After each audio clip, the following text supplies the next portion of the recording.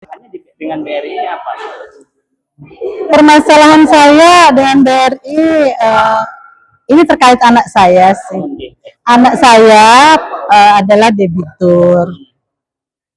Dia meminjam di BRI senilai 250 juta dengan setoran yang lancar.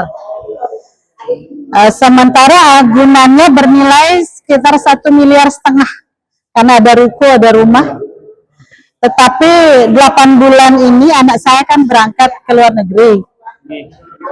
Belum ada rezeki barangkali, sehingga BRI dengan seenaknya memotong saldo anak saya untuk jadi setoran.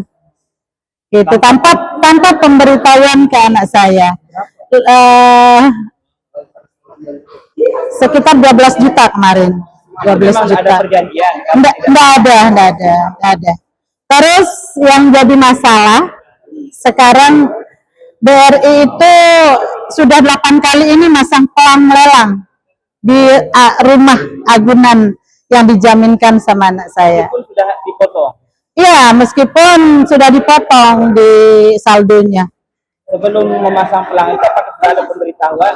Tidak ada. Bagaimana bisa ada pemberitahuan sementara anak saya berada di luar negeri kan? Dan seharusnya kalau ada surat pemanggilan atau surat pemberitahuan pertama, kedua, ketiga, ya seharusnya BRI itu menghubungi pihak keluarga barangkali atau saya selaku orang tuanya, kan begitu. Pasti ada lah. Pasti ada. Iya, ini pasang pelang dengan cara menakut-nakuti, menggertak-gertak. Sementara yang tinggal di rumah itu kan tidak tahu menahu tentang. Ada orang di rumah? Ada. Dikasih surat SP-nya itu? Iya, itu yang jadi pertanyaan saya. Ya, intinya begini, kalau saya selaku orang tua sangat keberatan melihat tindakan BRI yang semau-maunya, memasang pelang tanpa pemberitahuan, tanpa.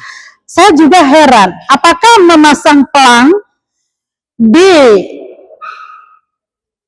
rumah atau lokasi yang dijadikan jaminan di bank itu sudah sesuai dengan SOP.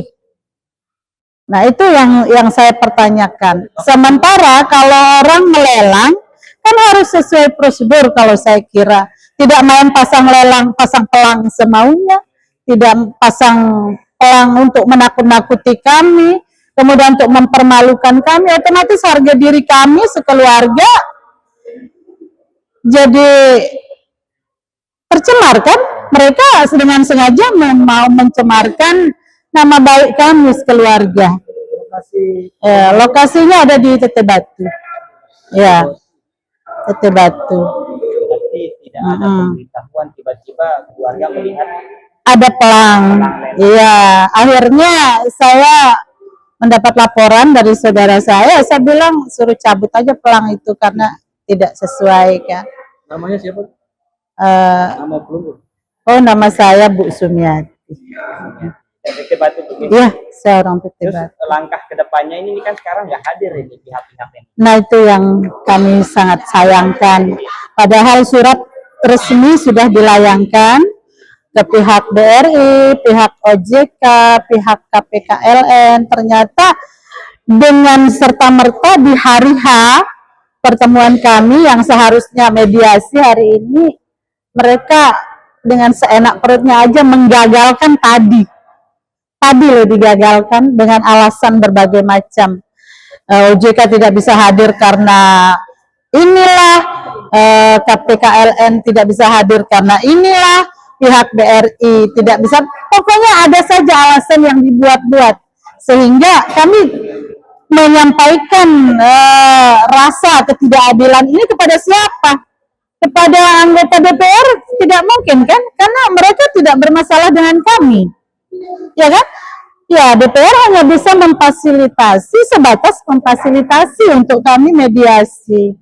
Tetapi selanjutnya kami merasa sia-sia datang pada hari ini. Sudah kami mengorbankan pekerjaan, sangat-sangat kami kecewa. Nah, ada apa di balik ketidakhadiran ini? Apakah mereka sudah merasa kalau kami orang-orang yang mereka zolimi. Tapi tidak semua nasabah itu bodoh loh Pak. Tidak semua nasabah bisa dia kadalin oleh BRI itu. Banyak juga nasabah yang mengerti tentang SOP, mengerti tentang hukum, mengerti tentang bagaimana peraturan perbankan. Nah, tidak semua bisa dia akal-akalin seenak perutnya. Tapi tunggu saja, kalau sudah nasabah merasa terzalimi seperti ini, maka rakyat yang akan bicara di sini.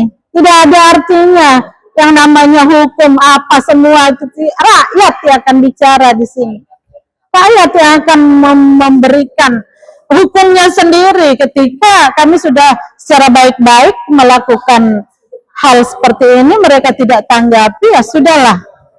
Mungkin bila perlu kalau kami tidak bisa difasilitasi, kami tidak bisa bertemu dengan pihak-pihak terkait, kami bisa langsung ke Presiden, kami bisa langsung ke DPR pusat, kami ke rakyat yang berhak untuk mencari keadilan, ya kan?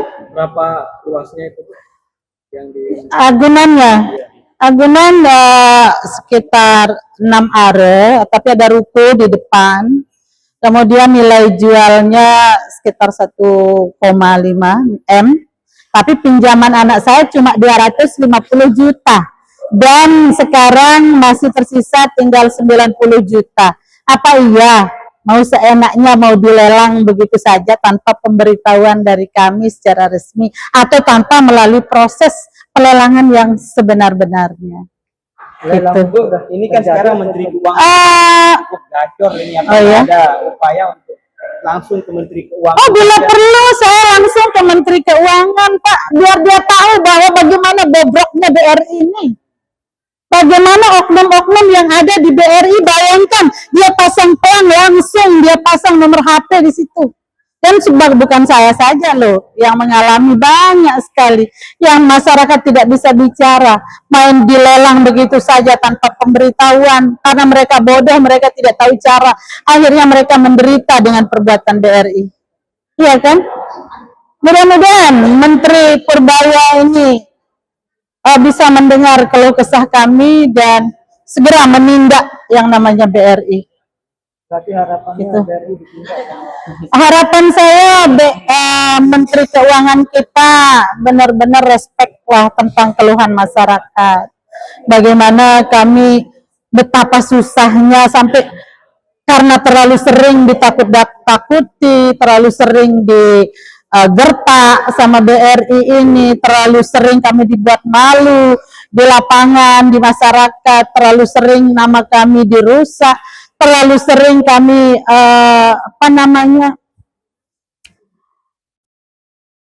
deg-degan ya, setiap mereka datang pasang pelang, kami berjuang kemana-mana mencari dana, sampai menjual apa saja yang kami punya demi untuk menutupi bunga yang katanya bunganya selalu berlipat. Saya khawatir BRI ini, tadi saya dengar di dalam ruang mediasi, jangan-jangan BRI ini bukan sudah Bank Rakyat Indonesia, tapi Bank Rentenir Indonesia, ya kan? Kalau begini nih, nggak usah kita namakan BRI ini Bank Rakyat, Bank Rentenir saja, ya kan? Ya,